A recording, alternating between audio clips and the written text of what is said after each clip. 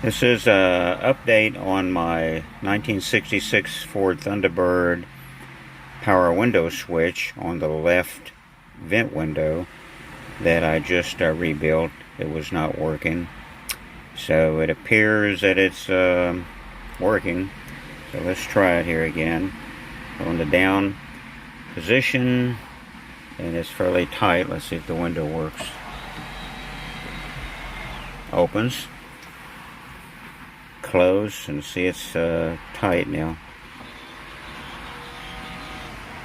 Closed.